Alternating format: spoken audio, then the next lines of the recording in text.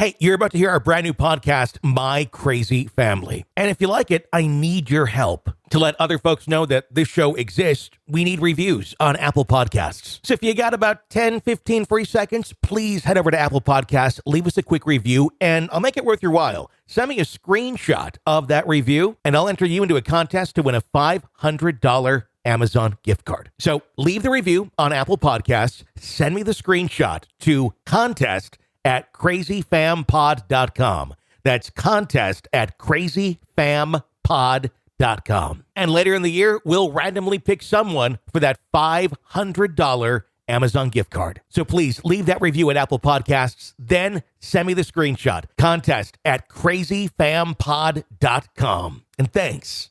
You know, there's no shortage of crazy mother-in-law stories out there, and it looks like it's Mother-in-Law Day here on the program.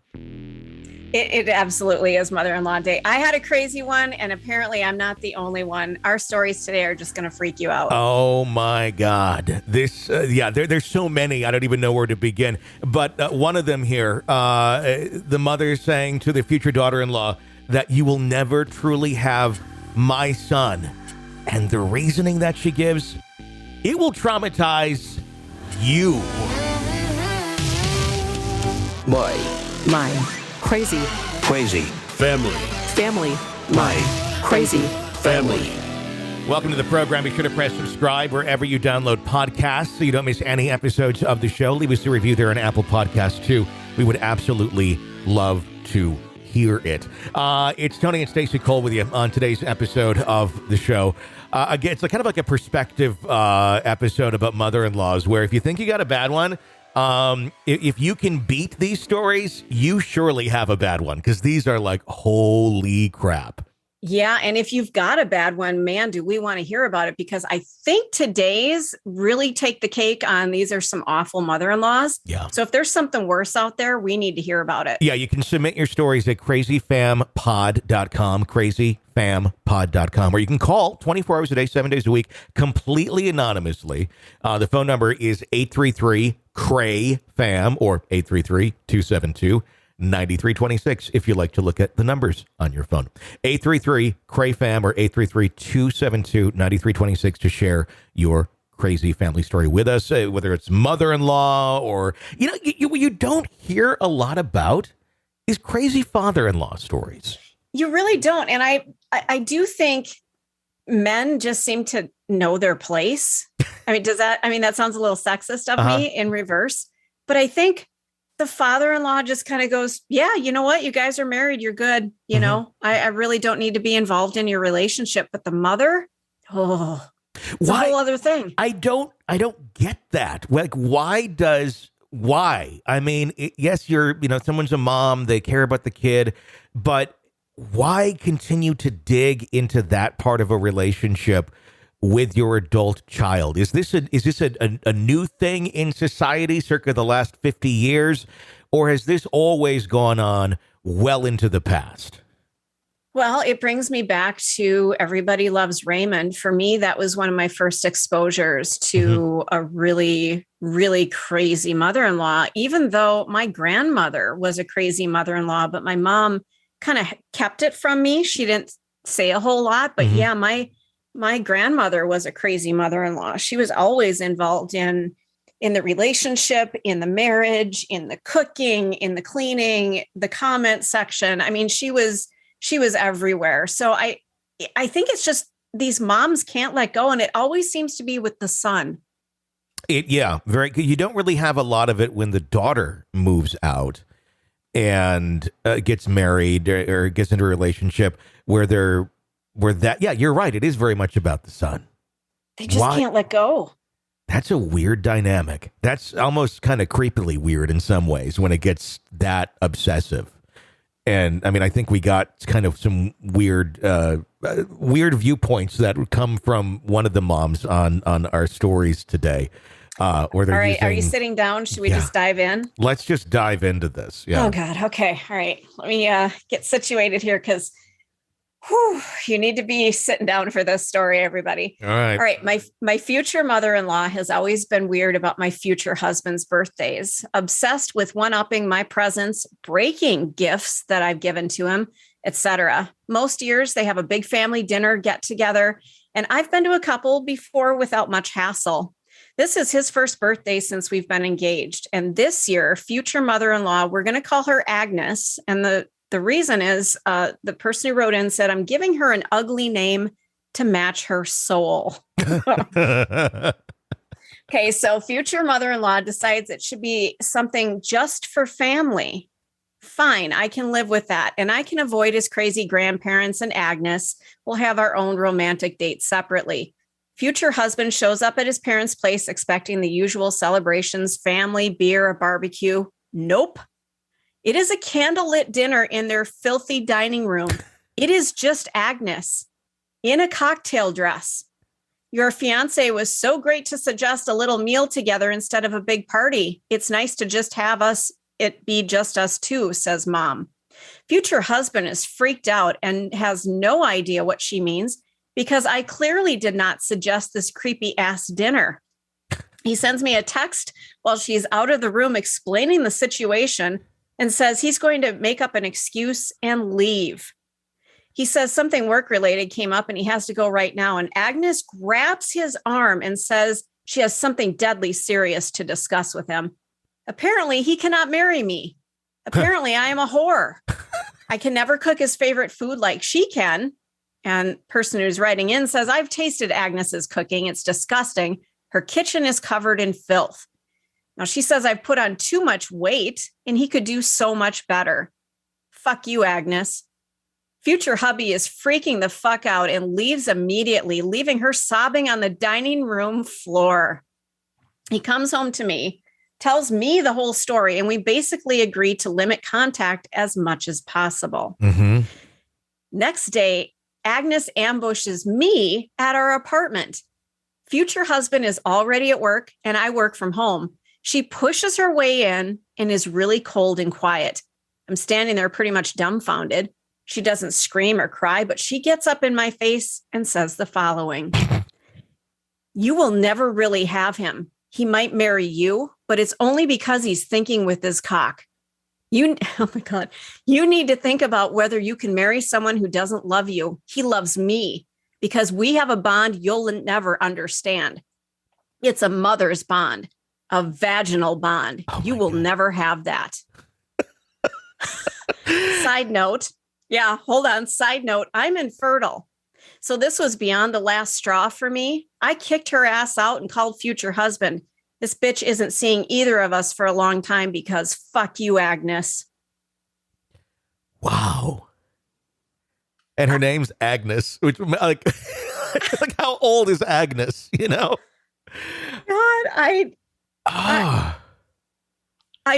is there anything worse out there? What does she even mean by vaginal bond? I mean, why wouldn't you just say because she already stated, you know, I gave birth to him, so it's a mother-son bond. Okay, I understand there's a mother-son bond, but when you double down on it and add in vaginal bond, yeah, I mean, wouldn't I guess if you're talking logical thinking of an adult man and his girlfriend, I would think there's probably some sort of vaginal bond going on there too. Right. And what if he were born cesarean and didn't come through the vaginal canal? Does that suddenly mean that you don't have that bond? You don't have it then? Yeah. There's a lot to unpack here. Oh my God. I mean, as a son, if the mother was saying that sort of crazy shit and they will agree to have as limited contact as possible, why is it just like not no contact? Like there is no right way of being in contact with someone who is acting like that. And I guess does marriage sometimes bring out does a child's marriage, a son's marriage sometimes bring out the worst in some moms where everything leading up to that point, they were a fairly good, balanced, supportive, loving mother. But when there's another woman that comes in that's, I guess, threatening that, does that just could that totally turn somebody who, you know, is good and kind into a fucking monster? It sounds like it. I don't, maybe it's just this realization that they're handing over their son to this other human being and that he will no longer be yours. Part of what really turns my stomach in this story, I mean, the whole thing does, but when she said that he might marry you because it's only because he's thinking with his cock. I don't want my mom, if I'm a son, I don't want my mom talking about my cock. I mean, you change my diaper, great, that's fine. But I need you to stop thinking of me as a sexual being. Yeah. Because that's not appropriate mom-son behavior. No, not at all. It's almost, it's creepy on, and hopefully this is not on anything that the son is doing, but it's almost like there's signs of a creepy, almost like attraction to the son from the mom. Like that cocktail dress and the candles. Like, is there something else there that she just passive aggressively shows, or maybe is not even quite aware of, or won't speak of, or thinks is normal? I don't know. I mean, it's very bizarre. I think what it comes down to too is this notion that everybody has of like this is my person, or that's like this is the person that is mine. Nobody's anybody's. Like everybody's themselves. A relationship should be by choice of you want to be with the other person, not because the other person is holding you there by bonds of being a mother, by bonds of marriage, by bonds of whatever the fuck it is.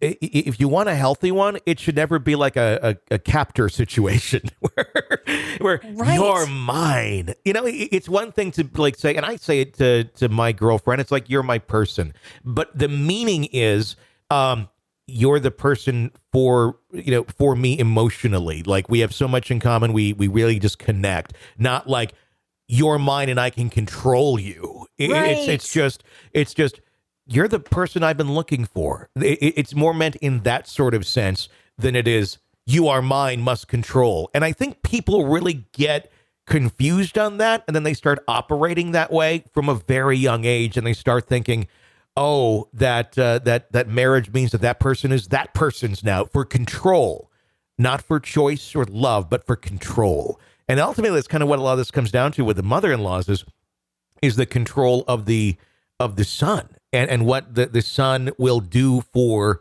the mother. And it's one thing to help out your mom, whatever, when she needs it, just being a good human being.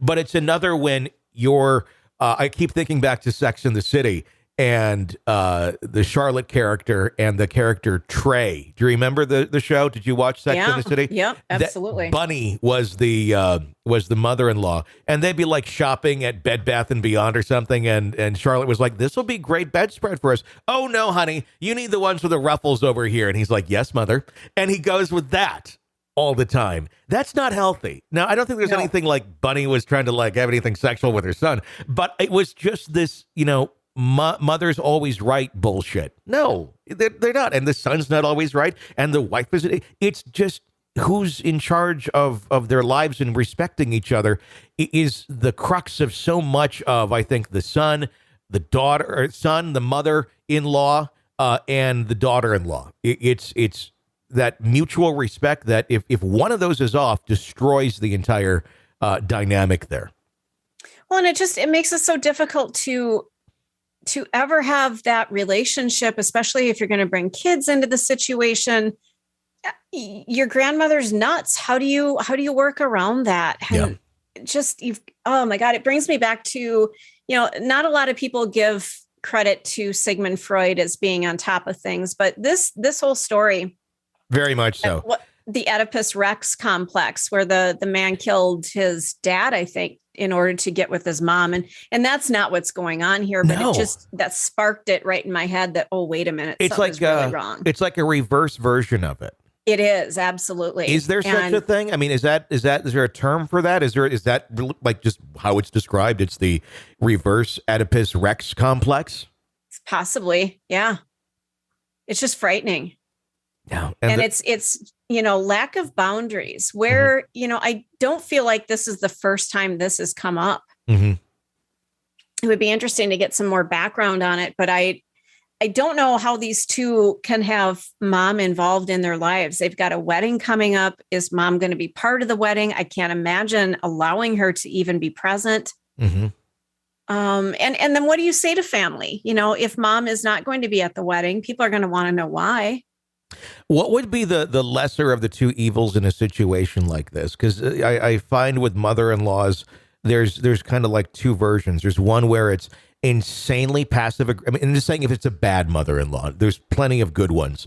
So I'm not including everyone here. But when the manipulative, narcissistic ones, there's this where it's in your face and you will know exactly what that person thinks of you, or there's the insanely passive aggressive one, which will be very kind to your face and lovely, and then behind your back will be putting a whole bunch of toxic shit into the son's mind and doubts without your knowledge. I'd rather have the one that's in your face, so you know exactly what you're dealing with. I would too. I've dealt with the other, and in your face, you know exactly what's coming at you. The other one can be spooky because you never know to what length that individual will go.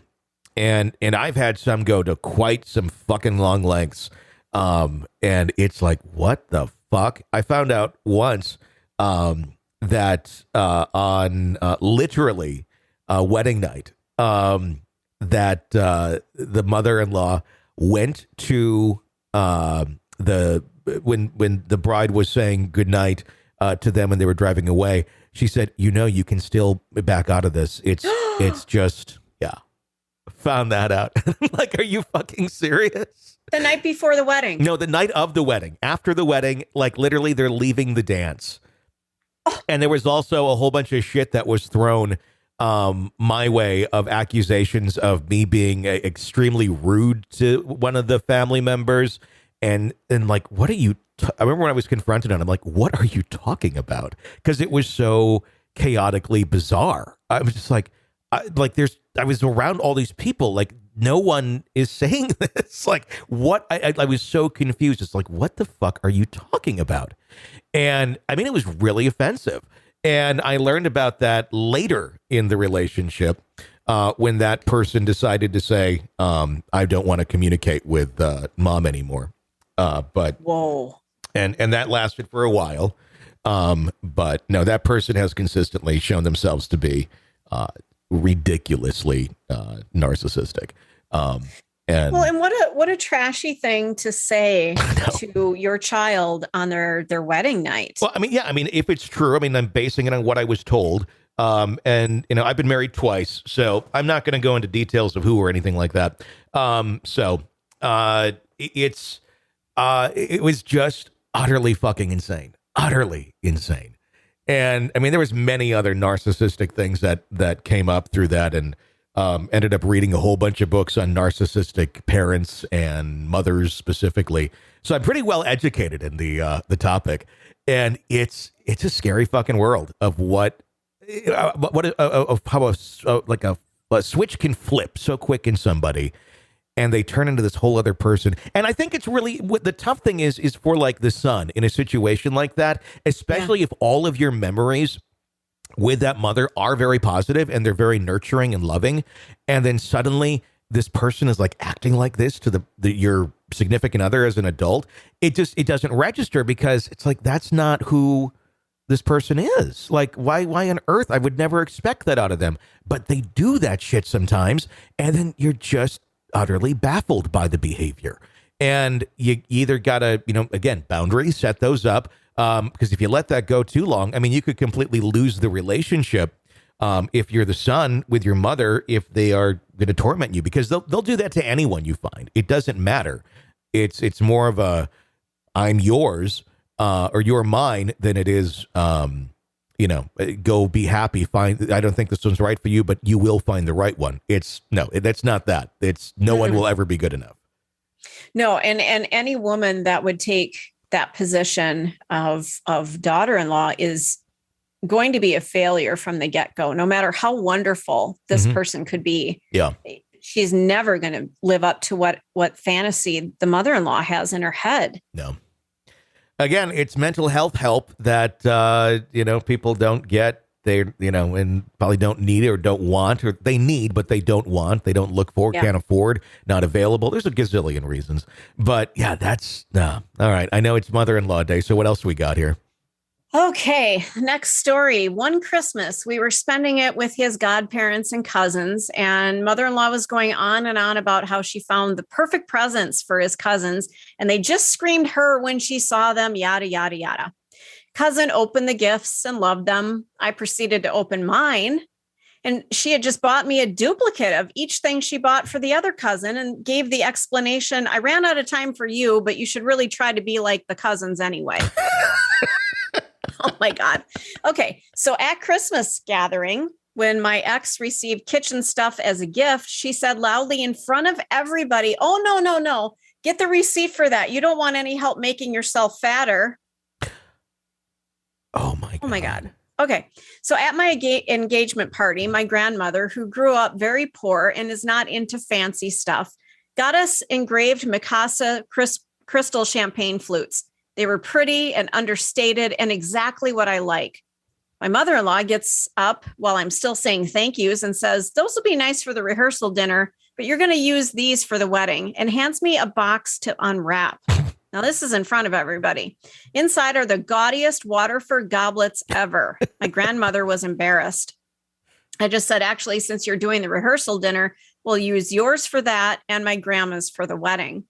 At the rehearsal dinner, she insulted my mother, my aunt, and my 95-pound maid of honor by calling them heavy during her speeches.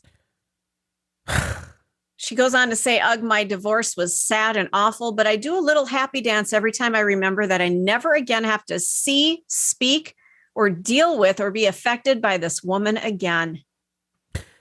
Wow. Gosh, and that's a scary thing to... Because this is not necessarily someone who's being ridiculously protective of their son. They're just being a bitch to anybody and everyone, really, it kind of seems. And it probably didn't start with, this relationship of her son and her. She's probably always like this to everyone. And the scary part about that is this person raised that son. Yeah. So... Well, people can certainly break the mold. Many of us have. You do have to wonder, what the recipe was, for the upbringing. And sometimes it is very difficult to kind of break some of that, especially when you're conditioned one way to think one way by someone who thinks that way. You think that's normal then. If mom's always making these comments to people, this and that, you think, oh, that's just how people communicate, until you realize, holy shit, people don't communicate that way. Well, and what an awful thing, first of all, to be calling out people's weights. Yeah, in front of others. In front of what sounds like an entire room of people. There's never, ever a time for that, ever. I just, and especially, and not saying that any of the other people at the rehearsal dinner maybe could stand to lose a few pounds, but a 95-pound woman is a very small woman. Yeah. How dare you say anything to her that's going to make her go, uh-oh, am I overweight? Do I, because I think we are all very fragile beings, and especially a woman, we don't like people commenting on our weight. And it's one thing if maybe we do need to lose a few pounds. It's another if we don't, and you start putting that in our heads that, all of a sudden, maybe I shouldn't have this meal because somebody thinks I'm fat. And it just starts this horrific process of undermining your body and not feeling proud of who you are. Mm-hmm. And it can just set forth anorexia and bulimia and these horrific destructive thoughts because somebody is an asshole. Yeah. Yeah, completely. Oh my God. Have you ever been at a situation where somebody does something like this? I mean, would you call it out right then and there? I'm beginning to think I would. Call out the person who's making the insults? Yeah. Yeah. Like, excuse me. Yeah. It's like, that's not appropriate. I mean, yeah. I mean, and there's dumb people. There's, it's one thing if you're the age of being a mother-in-law. You should have enough life lessons and understanding of how things work, that you understand that that's inappropriate. I have more grace to like a much younger person who's just young and dumb and speaks out of turn. I would certainly call them out too, but I would have more grace with it. Like, there's still people at that age are still not understanding appropriateness between talking with their friends and being at a wedding. Most people should understand that, but I'd have more grace in that area, but still call it out than I would, the 40-some, 50-some-year-old mother-in-law at the wedding. Yeah, but ultimately, what I'm sure this is it's the mother-in-law projecting her own insecurities. That's exactly what it is. She is insecure about her weight. It didn't really say anything about what size she was. It'd be interesting. I'm gonna guess she was probably skinny, but probably battles that quite a bit. Because it'd be very weird if she was calling people out and she was, overweight as well.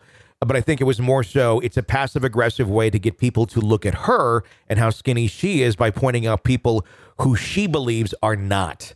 And in some fucked up way in her mind, she thinks, oh, this is people are looking at me, look how good she is. Unfortunately, that's not how people react to that sort of thing. You look like an ass. But some just don't get that. Gosh, no. I don't blame her for being happy to be away from that shit show. Absolutely. Our next one, my extremist Catholic soon-to-be mother-in-law has told me the following. And again, you may need to sit down for this one. All right. Because I am building my career in a town 2 hours away at my good job for a year before we get married, it's proof that I'm going to be a terrible mother and wife. If we don't start having sex with the goal of having a baby immediately after our marriage and pop out a kid 9 months after the nuptials, we will be living in sin because sex is strictly for procreation. Oh, wow. Right? If I lie and tell her I'm barren in order to avoid the fact that we won't have a kid at the 9-month mark after the marriage, she'll tell us our marriage is invalid and that we have to go see our local priest. I'm also going to hell because I drink. But here comes the real kicker, the best part of this story. When she opened the door to my fiance's roommate's freezer to help him pack to move out and saw the 12-inch dildo we keep in there, she opened the door, looked inside, shut the door, stared at the door for a second, closed her eyes and prayed, and then walked away. Thank you, Catholic Church. That's not even like normal Catholic Church thinking, honestly. No, like they are not that strict. Now, anyone can take, some sect and make it crazy, sure, but she's in fucking crazy town. I mean, she is a definite member of that town for sure. Because some of the things that she talked about are not remotely what, the Bible even says. I mean, it's not strictly for procreation. If you're married, you can fuck all you want. It's encouraged. Yeah. It's encouraged. It's not like you must only do this to have children. No. Now, some believe that you shouldn't have birth control or things like that. And, that can be, an arguable point of something that was kind of stated. But, if you want to, not have a bunch of fucking kids in this world and kind of control it, then you kind of got to do something like that. God, again, this would be a scary one. I would have a lot of red flags as if I were the woman in this situation. Again, knowing this person raised the man that I love. Yeah. And I would really be curious to know, what does future husband think about all of this? Does he just roll his eyes and go, yeah, that's my mom? And that's one thing. But to things like this, you have to do far more than that. You have to stand up and say, yeah, she's fucking crazy. This is not okay. And he needs to stand up to her if she's going to be treating her like that. I mean, this is not acceptable behavior to think that, well, it's because it's your mom, then your girlfriend or your fiance should have to deal with something like that. That's not okay. You got to be a grown up at some point and go, yeah, because if we're talking religiously here, the way the mother seems to think, I believe it specifically says, like, there's outlines in there about when your children go and move on to their significant other, that you need to let the fuck go. Yeah. And you've played your role. I can't quote the Bible at all, but I know it. I know those parts, and that's essentially the gist of it. So she's not willing. She kind of seems like she's picking and choosing what she's going to apply here to controlling others, using the Bible, basically. Well, and I wonder which book she's reading, because my recollection of the Bible, and especially Catholicism, part of my family is Catholic. Mm-hmm. I don't recall any of this. Yeah. Like you said, the sex being strictly for procreation, and that they'll be living in sin if they're not having children. What a horrible thing for a woman who can't have a child to be looked down upon as less than, in the religion. And I don't think that's really true. I don't think that's how they view it. I think it'd be very interesting. She's like, this is an invalid marriage because someone's barren. Like, no, that's not invalid. It's just the person can't have kids. So it's fucking a biological thing. It has nothing to do with how devout a person they are. It has nothing. It's just a biological, sorry, you can't have kids. It'd be very interesting to have, if she keeps pushing this and they want to try and have a relationship, like, yeah, let's go talk to the fucking pastor. You go ahead and you spew out all this in front of the pastor and see what he fucking says. Because there's going to be some serious objections. I can't see a priest actually going along with any of this. No. Going to hell because she drinks. It doesn't sound like she's an alcoholic. Hopefully she doesn't over imbibe very often, but I don't recall where you're going to go to hell because you drank. No. And the argument there is usually pretty damn easy, where it's like, well, Jesus kind of did the whole, hey, let's make this party really good. You got that water? Fuck that. Here's some wine. Right. Boom. Yeah. So it sounds like Mom, like you said, she is living in crazy town. There's some things going on there. And the other thing that she is building her career in a town 2 hours away. Yeah, that's going to be a struggle. That's going to be tough, commuting and things like that. But that doesn't mean she's going to be a terrible mom and wife. No, it means she's trying to get herself established financially so she can have a stable life for her future family. That's what that is. But there's so much of this thought with some of these crazy mother-in-laws where it's like, unless you're, barefoot and pregnant, you're not a good wife or a good mom. And there's a lot of men who feel that way too. I mean, it's typically an older generation that thinks that way, but there's plenty of imbecile young people too that were raised by imbecile adults that, they get these ideas in their mind. And if you attach God to it, suddenly it must be true. Yeah. And that's what's really been a struggle for a lot of people with religion these days. It doesn't fit into our lives, and it's tough. Mm-hmm. It's really tough. For some people, you want to believe that, there is a spiritual, part of our lives, but it also doesn't fit into the everyday narrative. So it's difficult. And then if you've got, not only a mother-in-law who's sticking her nose into your business and then throwing religion into it, it's just, it's a lot to handle. It's a lot of the opposite of like what the message of the Bible is. It is. It's like, be good to one another, don't judge. It's like, and then they're doing everything that it says not to do. And then, pulling up the God flag. It's like, no, you can't do that. That's not, you're doing the opposite. So God, that's fucked up. If you have stories that you want to share with us, we'd love to hear them. You can do it completely anonymously.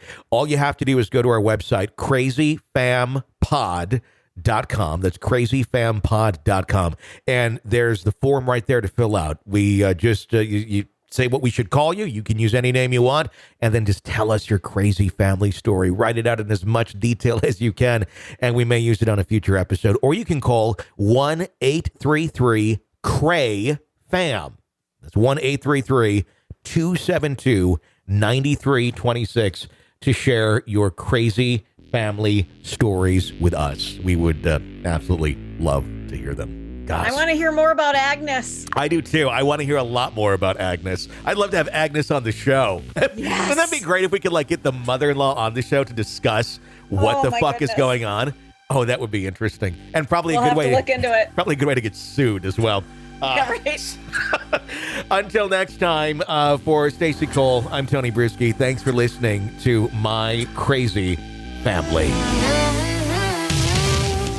My crazy Family. family.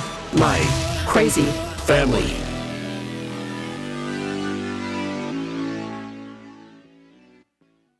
Hey, you got a crazy family? We want to hear all about it. Got a brand new podcast. It's called My Crazy Family. And boy, we know there are some stories out there, and sometimes it just makes you feel better to get it off your chest or to hear about somebody else's crazy family. It lets you know that maybe yours isn't as nuts as you thought. Yeah, the bar gets set pretty damn high, trust me. You can call in your stories right now at 1-833-CRAY-FAM. That's 1-833-CRAY, C-R-A-Y, F-A-M, or write in your story at the website crazyfampod.com. That's crazyfampod.com. And by the way, you don't have to use your real name. It's totally okay if you just want to make up names, but you just need to get rid of this information. We are your place. You're not going to believe what you will hear on this podcast and the insane things that some families have put their loved ones through. 1-833-CRAY-FAM or write in at crazyfampod.com. Stay tuned for our official launch date. And start getting us those stories right now. crazyfampod.com. my